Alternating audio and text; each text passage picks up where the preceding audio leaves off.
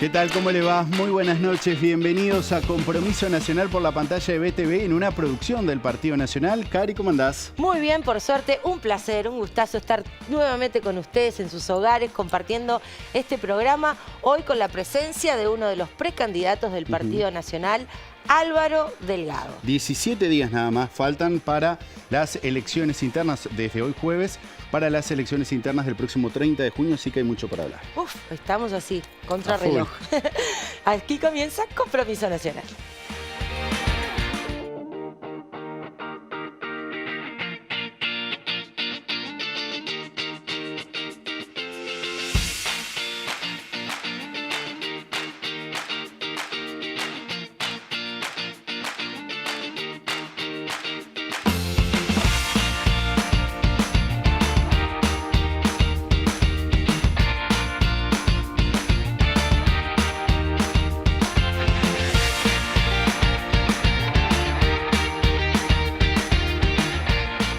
Bueno, el invitado de hoy tomó el gustito, si se quiere, por la militancia ya en la década del 90, cuando aún estudiaba en la universidad. En el año 2000 fue designado como inspector general de trabajo. En el 2005 sería electo por primera vez diputado en representación del Partido Nacional. Bueno, continuaría obviamente en el Parlamento.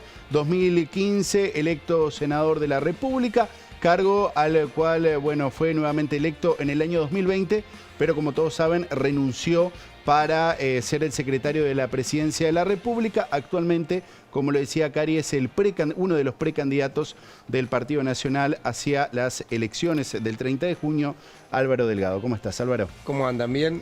La verdad que muy bien, gracias por estar por acá. Decía, un aporte, más que una corrección. Diga. Empecé mi militancia en el 84. 84. Con 16 años, estudiantil. Yo ya, la familia de mi madre es de Paysandú, como saben. Pero bueno, yo estaba en el liceo acá y era todo ese fermento, esa cosa tan fermental que era la apertura democrática en el liceo. Mis padres apolíticos, yo no vengo ni de familia política ni vinculada al Partido Nacional. Sí tengo algunos parientes que eran bastante wilsonistas, por decir así. Es impronta de la avenida de Wilson, las elecciones, todo eso te marcó a nivel de estudiantil. Empecé la militancia estudiantil ahí. Estuve leyendo en tu biografía que vos fuiste cuando llegó Wilson y vos decías que era como tocar el cielo con las manos, algo así. Yo en realidad creo que tenía 16 años, 15. No, cuando llegó no, pero sí fui cuando lo liberaron. Okay. El 1 de diciembre del 84, después de las elecciones. Me acuerdo esa noche, yo me fui a la explanada de la Intendencia.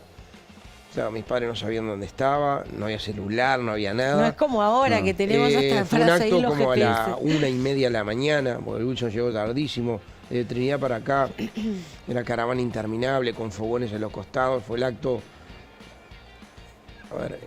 acto, soberbio, es una cosa que a mí me marcó para toda la vida. Pero además por esas cosas me fui colando, terminé al lado del estrado, hablando con Pibel Devoto y hablando con otra gente que para mí eran prohombres, próceres del partido, hablando, un gurí de 16 años, hablando del partido y todo eso, hasta que llega Wilson.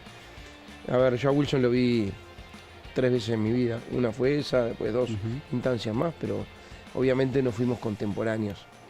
Ahora se cumple. Pero te marca, esa cosa te marca. Ahora vamos a estar el domingo, perdón. El domingo en el puerto, que se cumplen 40 años justamente de la llegada. Un acto de unidad, del Partido Nacional, un acto de reivindicación, un acto de festejo, un acto de recordación y sobre todo un mensaje para adelante. La unidad como valor, unidad para gobernar. Creo que ese es el mensaje más fuerte que podemos mandarle a los blancos y a los que no son blancos. Nosotros tenemos que ofrecer un Partido Nacional unido, sólido. Es el palo de la carpa de este gobierno y estoy seguro que va a ser del próximo. Bueno, hablando de valores y volvemos a la política, pero uno de los valores muy importantes para toda la población, para el pueblo, como yo digo, y que los tenemos que defender porque muchas veces cuando se afloja ahí es cuando pasan las cosas que pasan, es la familia. Y hay algo que a vos se te ve, bueno, acá casi 30 años de casado por ahí, o que aguante tu mujer, por 27 Dios. Bueno, y algo. 27 Agustina, de- 27. ¿Sabes qué día me casé? Un 1 de marzo. Ah, Le dije a mi mujer, que te a acompaña a Leticia, todos que me va a lados, más escuchar, divina, Leticia, le Leticia. dije, mira, si todo sale bien, el próximo 1 de marzo no te puedo invitar a cenar. Ay, mi amor. Sí, es un mierda. Y claro, ya está. O- Va a haber mucha gente. le va a dije. ser aquello, sí. Bueno, y tenés Agustina, Felipe y Pilar. Nada, antes de ir a la política de eso, yo lo que noto en cada una de las instancias es que estás siempre, y vamos a ver fotos re lindas tuyas de chiquito y con ellos, siempre acompañado por tu familia, tanto por tus hijos como por Leticia. Sí, yo hablo, Leticia me está acompañando ahora en todos los actos finales. Le cuesta, pero yo valoro que está haciendo un esfuerzo enorme y lo hace, y es una mujer muy empática. Leticia de Tacuarembó, de Peralta, ese vínculo tan especial, y después estudia en Montevideo, o sea, tiene el Uruguay entero y la forma de relacionarse bien diferente, tan llana de alguien del interior, y obviamente genera mucha empatía con la gente, y tiene mucha paciencia, escucha, y es muy cálida, es muy compañera, y muy buena madre. Muy buena madre y casi muy buen padre, porque yo lo manifiesto a veces cuando digo quiero ser presidente, y quiero ser un buen presidente, porque durante mucho tiempo, particularmente en estos 4 años y medio, donde en realidad tuvimos crisis, donde la pandemia durante 2 años nos trastocó todo, y yo estaba desde la mañana temprano hasta la noche tardísimo y no veía a mis hijos, pero estaba jugándote el futuro del Uruguay, vida de la gente, tomando decisiones, hogares de ancianos, en cada una de las cosas, esas ausencias que en realidad tus hijos las sienten, pero no te las dicen, no te las reclaman, pero yo sé que las sienten, alguna vez las hablamos, que te quedan como cicatrices en el alma. Yo digo a veces en los actos, quiero ser un buen presidente porque quiero que las ausencias además valgan la pena, y que se sientan orgullosos del padre que tienen, que dejó el alma en la cancha, y que ahora va a ser el esfuerzo adicional para dejar de vuelta el alma en la cancha, para tratar de que Uruguay siga siendo un país desarrollado. Y en eso dejar el alma en la cancha, vos hacías referencia a la pandemia. Asumen a los 13 días, tienen que declarar la emergencia sanitaria. ¿Cómo trabajaron, cómo buscaron ese equilibrio entre la salud de los uruguayos, pero también mantener la economía, las fuentes laborales? A ver, la pandemia estaba a la vuelta, estábamos volviendo en helicóptero con Luis, con el presidente de Bella Unión, de la inauguración de la cosecha de la zafra de arroz. Y yo, como secretario de Presidencia, de mí dependía el SINAE, Sistema de Emergencia. Me llama el director del SINAE al helicóptero, manda un mensaje, los 4 primeros casos positivos. Desde el helicóptero citamos al Consejo de Ministros para las 7 de la tarde. Un sábado fue, ¿no? No, fue un viernes. ¿Un viernes? Fue un viernes. Ahí Viernes 13 de marzo. Sí. Yo estaba en un 13, cumpleaños bien. de una amiga, por eso lo recuerdo. Ahí citamos el Consejo de Ministros, cosa que nadie, posiblemente poca gente sepa. Ahí Luis le pide a Ferrés, al prosecretario, redactar el decreto de emergencia sanitaria, y tomamos la decisión de cerrar la emergencia sanitaria. Esa noche, me acuerdo, entre esa noche y la siguiente, yo cité a todos los intendentes en Durazno para hablar de esto. Me fui a Durazno con el ministro Salinas y con Ferrés. Ahí anunciamos la suspensión de las clases por 15 días hasta llegar a las vacaciones de Semana Santa. Y ahí tomamos la decisión primero de cerrar para evitar la expansión lo más rápido posible. Me acuerdo de que cerré, hablé con los shopping, hablé con Sturla, hablé con los evangélicos, hablé con todo aquello que fuera posible de ser cerrado, cerrar. Suspendimos la Semana Santa, el turismo, los campings. Me acuerdo la Cámara de Turismo y el Ministerio de Turismo diciendo en esta Semana de Turismo no hagas turismo, quédate en casa, cuídate. Y después empezamos a abrir porque no queríamos cerrar los motores de la economía y queríamos que la gente pudiera seguir viviendo. Era una cosa contenida y cuidada, y que la gente tuviera conciencia de cuidarse, usando responsablemente la libertad, aquello de la libertad responsable. había muchas presiones, ¿no? Presiones políticas, ideológicas, de muchos países que estaban con la cuarentena obligatoria, encerrar a la gente tipo policíaco, y en realidad no estábamos convencidos que ese era el camino. Nosotros creíamos en la libertad y creíamos en la gente, sobre todo. Y la verdad que tomamos una decisión con Luis, me acuerdo en esas tertulias, ¿no? Tomando mate, tomando decisiones. Vamos a salir todos los días a decirle a la gente por la televisión la verdad. Y empezamos con las conferencias de prensa a las 8 de la noche, que en realidad se prendió todo el mundo, porque había miedo, y había inseguridad, había temor, había incertidumbre, había angustia, ¿no? Cómo se propagaba, si mataba, no mataba, qué podías hacer. Y cómo hasta los gurises, que nunca miran un informativo, se prendían a las 8 de la noche. Salía Luis con algún ministro, o yo con algunos ministros, diciendo los casos, se había contagiado, los hisopados. Me tocó decir el primer muerto, que no le dejamos que lo dijera la prensa. Había terminado una conferencia de prensa, subí a mi despacho un sábado a las 9 de la noche, me avisan de un primer muerto, me avisa quién es, un amigo nuestro que había entrado ese día. Citamos de vuelta a la prensa y lo anunciamos y le pedimos a la gente que se cuidara.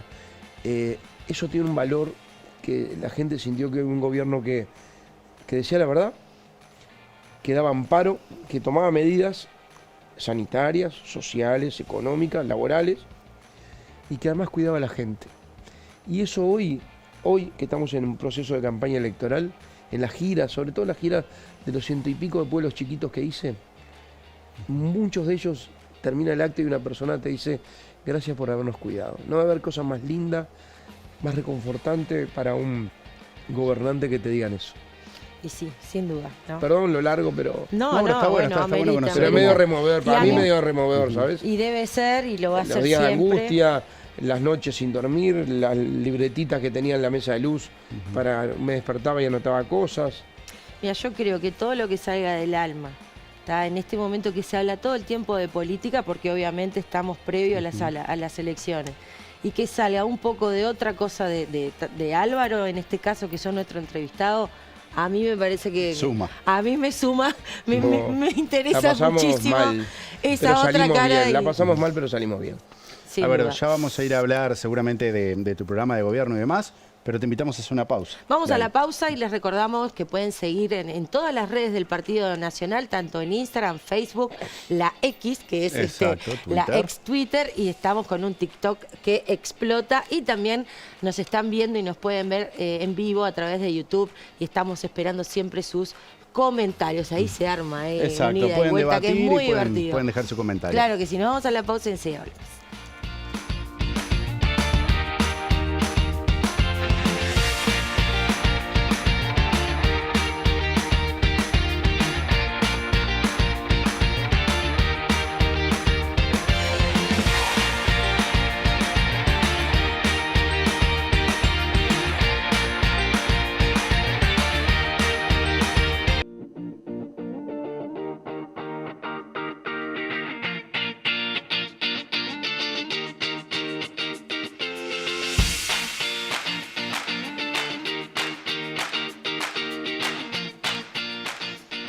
Gracias por aguardarnos. Continuamos en Compromiso Nacional por la pantalla de BTV. Nos está acompañando el precandidato por el Partido Nacional, Álvaro Delgado.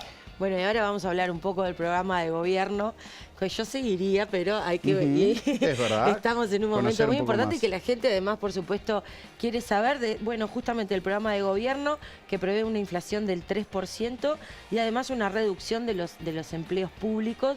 ¿Cómo se podría lograr eso? A ver, no es reducción de empleos públicos, sino llenado vacante, que no es lo mismo. Ah, muy bien, No la es lo mismo. aclaración, muy ¿Ah? bien. No llenar una de cada 3 vacantes. Algo un poco más light de lo que hizo el Frente en el primer periodo de Vázquez, que era no llenar 2 de cada 3.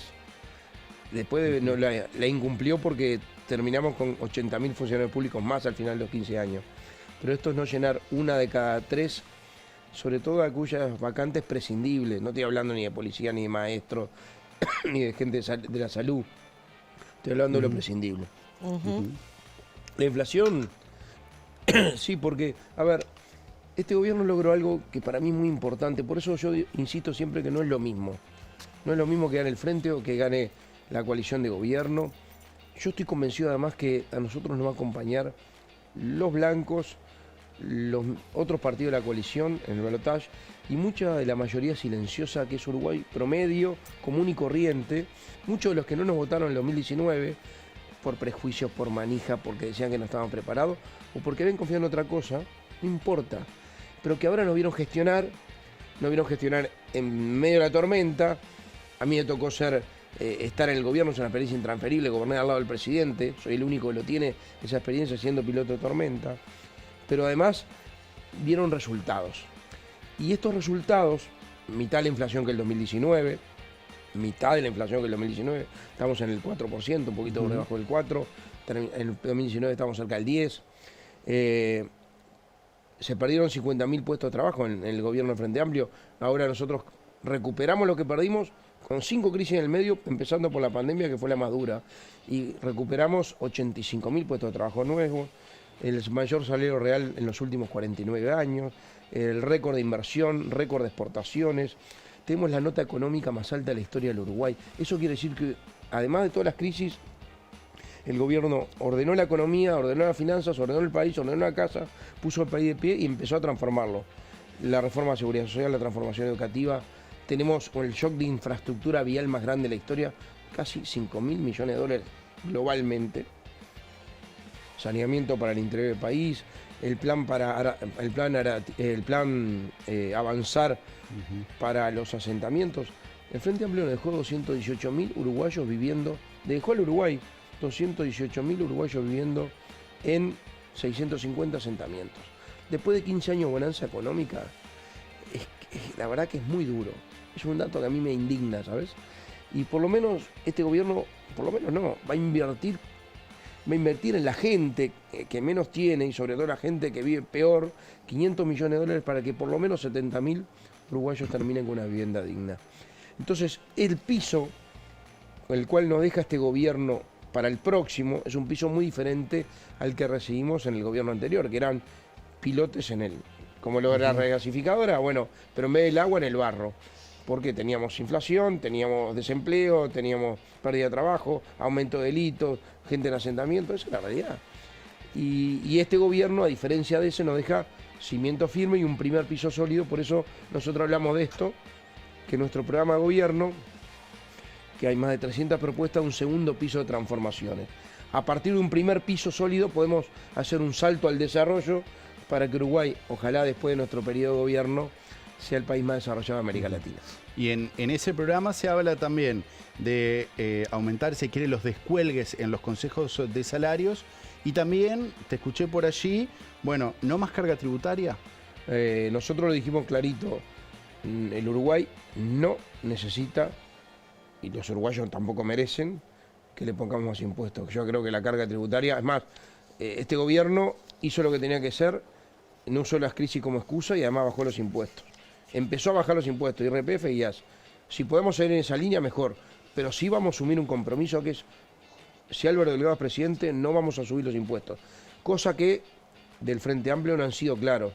Que a lo mejor que tal vez que no lo descartan, que no pueden afirmarlo, o que hay que redistribuir la carga tributaria. Cuando dicen redimensionar la carga tributaria, o redistribuir o reestudiar, es porque te la van a dar. Quiero que sepa que es así. No hay dos interpretaciones. Nosotros somos claritos, no vamos a subir la carga tributaria. Es más, si podemos desmontar algunos, sobre todo unos impuestos ciegos y algunos aspectos que para mí son contractivos, deberíamos ir por ahí. Y con respecto a las relaciones laborales, buscar mecanismos de modernizar las relaciones laborales que tienen que ver con compensación de horas. Estamos en un mundo de un trabajo nuevo, diferente, donde hoy hay mis hijos, que algunos trabajan, te hacen 2 o 3 días por semana teletrabajo. La pandemia cambió mucho las modalidades de trabajo, el mundo la cambió. Cada vez Uruguay exporta más servicios que trabajan para contrahorario a otros países. Bueno, hay que ser mucho más flexible en ese sentido, más moderno, incluso rediseñar. Yo estoy a favor de la negociación colectiva, eso es claro. Yo creo que sí hay que un poco antiguo la distribución de los consejos salarios por grupos y subgrupos, que en muchos casos nosotros debemos ir a políticas de descuelgues cuando hay situaciones puntuales, porque no es lo mismo un supermercado en Montevideo que uno de Trinidad, y no es lo mismo alguno que tenga una situación determinada familiar o patrimonial. Entonces la posibilidad de generar descuelgues que antes no se habilitaban para que puedan renegociar y no perder lo más importante que es los puestos laborales.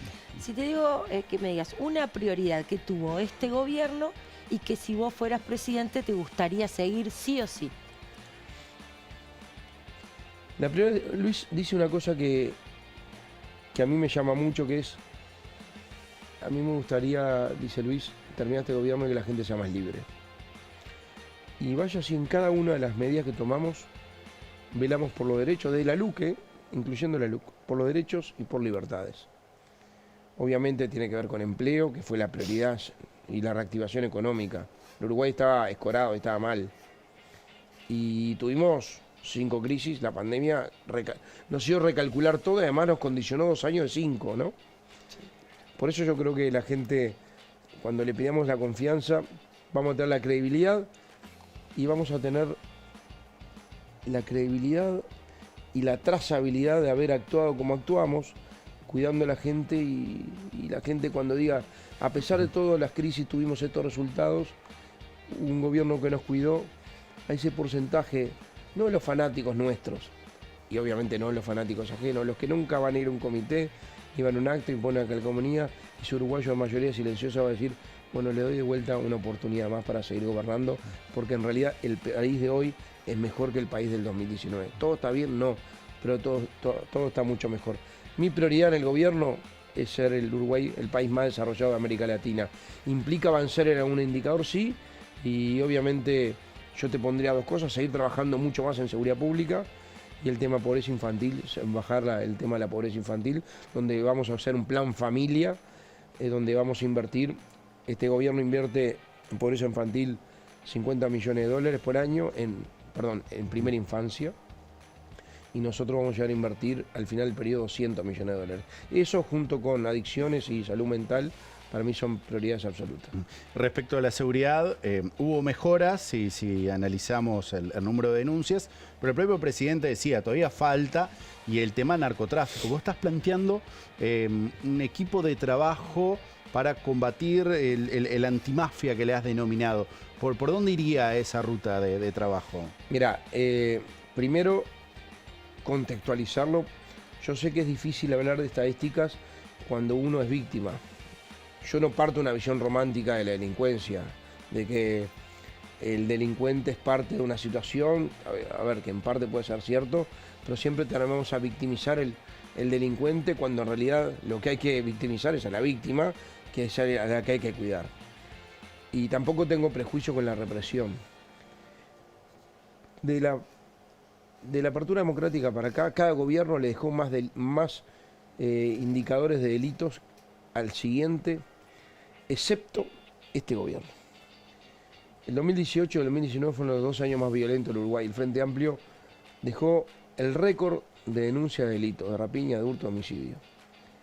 Logramos frenar el crecimiento de delitos, dándole respaldo político y dando respaldo jurídico a la policía, que se lo dimos a través de la LUC, y dándole más tecnología. Y los delitos, la policía actuó, sintió que había confianza política y respaldo jurídico, empezó a actuar como la legítima defensa. Y bajó un 27% de las rapiñas, un 20% de los hurtos, un 50% de la vigiato, el robo ganado, un 3% de los homicidios. Estos años cerrados 23 con respecto al 2019. Son estadísticas. Ahora, si a vos te hurtan, te roban o pasa algo peor, para vos es el problema más importante de tu vida, obviamente. No se mide en términos estadísticos, se mide en términos humanos. Por eso yo en esto tengo que ser cuidadoso. Digo, siempre hablo de las estadísticas, pero no me quedo en las estadísticas. Porque me parece que las estadísticas lo que determinan es un indicador de que vamos bien, pero que falta. Y vamos a hacer 4 medidas, te las digo bien rápidas. Una es trabajar en dualmente, que es mayor represión. No hay seguridad pública sin represión. No vas a ver una palabra de represión en los programas del Frente Amplio, donde tienen un prejuicio ideológico en la represión. No hay seguridad pública sin represión. Por eso tenemos 15.000 personas en cárcel, estamos haciendo cárceles más y vamos a hacer otra seguramente nueva. Segundo, un enfoque dual. No solo en la represión, sino que además salen 29 personas por día, 28, con libertad anticipada o con cumplimiento de condena. ¿Qué haces con esa gente? Familias deconstruidas, los amigos no están, empiezan a ser más vulnerables y si no le das oportunidades, vuelven al circuito delictual. Con lo cual, nosotros estamos haciendo un programa piloto, lo vamos a universalizar, que es el programa Red de Oportunidades o el programa PIA, donde está el MIDES, el INEFOP, donde le damos capacitación, donde ponemos capacitía a las empresas y el Estado subsidia por un año parte de su salario de hombres y de mujeres para que se reinserten. Y el nivel de deserción ahí es menos del 3%. Y cuando el nivel de reincidencia al tercer año, si no tienen eso, es el 60%.